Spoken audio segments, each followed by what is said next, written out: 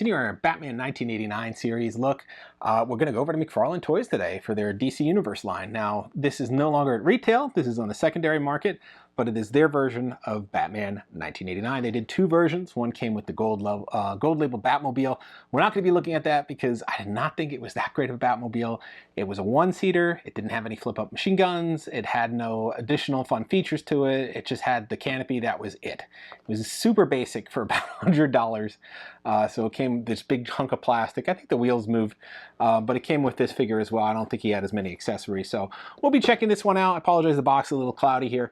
And then we'll be looking at how he compares to the Beast Kingdom one we looked previously. So you could also look in that Beast Kingdom video to see how he stacks up. But I have the previous version of the Beast Kingdom figure with additional accessories. So we'll check that guy out side by side. So why don't you just come on in and we'll check him out. So our 89 Batman comes with a stand and a card in here as well. But this is the figure. We gave you a little peek of this when we were doing our Beast Kingdom 89 Batman review. You can see he has, all the faucets of Batman here. I think the belt is gold. It was probably more yellow in the film, but it has the little tabs on it. You can match it up with the NECA Replica we showed you. He has his gauntlets. He has his little armor here. He's got that rubberized look, and the cape is more of a vinyl fabric. It's not like a pleather or leather like we saw on the Beast Kingdom version, but he has all the other designs. This is part of the cowl, so they got that right on there. And I think he has the likeness of Michael Keaton's chin. So if we start going through his accessories, he has slightly more than that Beast Kingdom version we saw. Now, the first accessories he has in the little kit are these little, look like nightsticks, but what they actually are to help you hold up the cape. So you'll see a little slit on the inside here, right here on both sides. And basically what you do is you put these in each side of the cape and you put them into his hands, and it kind of gives you the sort of the perception that he's like spreading out his wings like he did in the film. So it gives you the flying look. Let's see if we get that. It's a little tricky, but you get it on both sides. I'll just hold it up on this side so you can see. But you'd be able to do it like this, and he would spread out the wings. And let's see if I could just stick it. No, it's tricky. I think you need to put a different set of hands in there to carry it, but he would essentially hold it out like this, and he'd have the full cape look. So that's kind of cool that you could get that effect in there with the with this one. So he comes with the communicator, super tiny, so he could definitely put that in his hand, and I think this is the perfect hand for the communicator.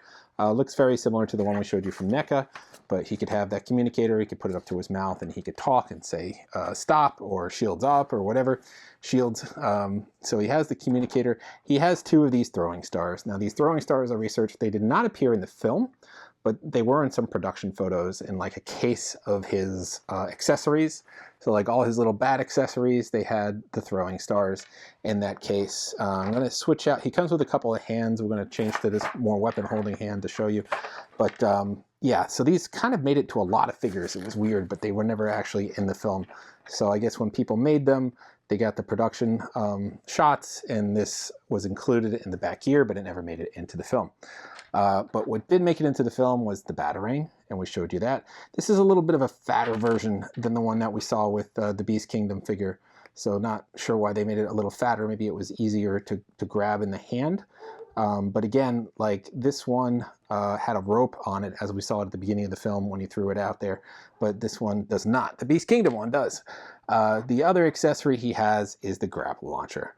So that does come very similar to the Beast Kingdom one, except this one has the tip protruded out as opposed to bent backward. So you get to see the effect when it's firing out there. But this would be his grapple launcher effect, essentially. That's it. I mean, for accessories, the other hands are just like closed fists or more open hands, but they don't really change anything in terms of the dynamic of the figure. It just allows you to hold it. I do think that's cool that they give you those little sort of sticks there to help you hold up the cape to give him that flying effect, but they could have just as easily put wire in the cape like the Beast Kingdom one did, so you could do that without having to put those sticks in there to hold the cape up. I mean, compared to the two, I still like the Beast Kingdom one more, just because it gives you the, it's a little taller, has a little bit more, I think, in terms of flexibility in it, and the accessories are just a little bit cooler, and the cape is that nice leather look. But I'm going to bring in the Beast Kingdom one and we'll compare them side by side. And the original Beast Kingdom one, which I didn't get to show you last time, and I kind of regret that I didn't just wait, but I'll show it to you now and you can see all the ultimate accessories that come in that pack. All right, so here we got all of our Batmen. So we have the McFarlane one here, and then we have the Beast Kingdom Dynamic Action one. So you can see already the leather capes here. So this was the original release, the 56. Was DAH 056. So you can see it kind of had like the leather underwear on him too, a little bit more rubberized texture on here. He had the bat symbol on the cowl. They changed that with the newer release. No rubberized underwear or anything like that. The bat symbol was separate. This one had 3 optional portraits for the chin you could change, a different head that had the eyes going off to the right there.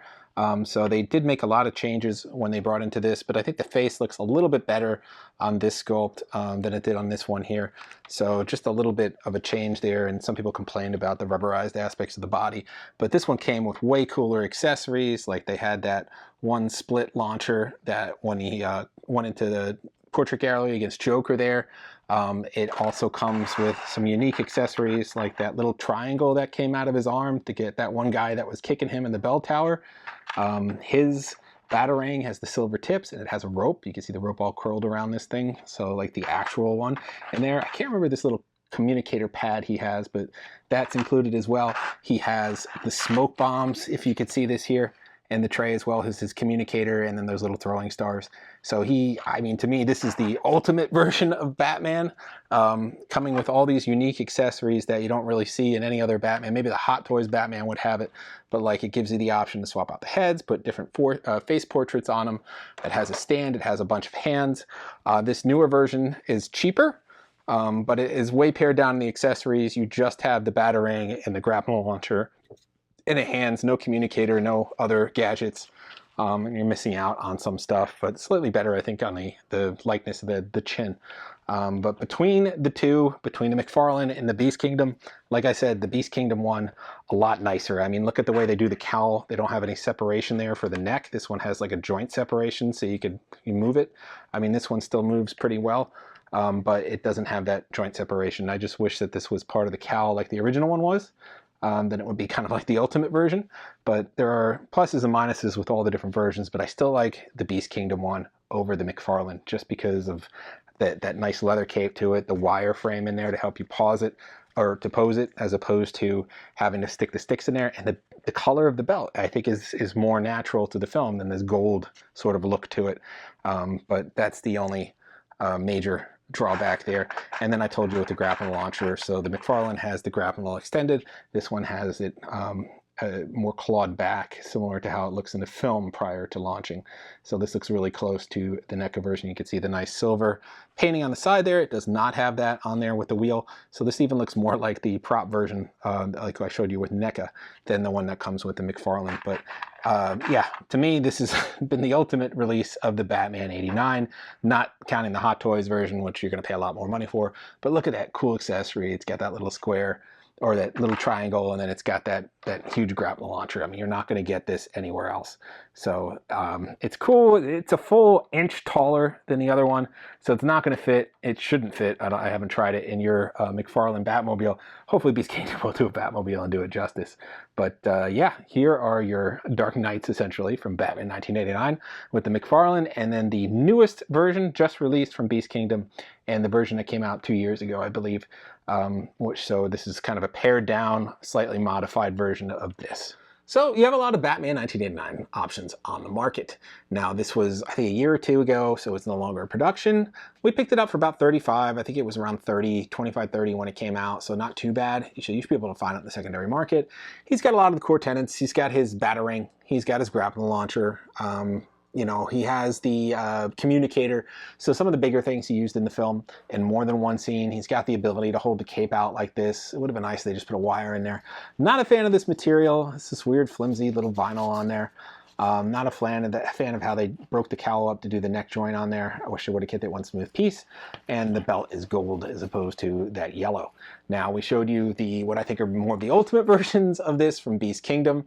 You had the original release here that came out about 2 years ago. This has some unique accessories I haven't seen with any other Batmans, and that's that double-sided zip line launcher or whatever, or line launcher as it's called. It has that triangle piece he used to stop that guy from kicking in the one scene. It's got smoke bombs that he threw down in the movie. It's got everything else, the communicator, the batarang with actual rope on it. It's got the grapnel launcher. I mean, this version is really, really cool. Alternate chin sculpts, alternate cowl with the eyes. It's got the emblem attached to the cowl. It's got a leather cape with wire in it for posing.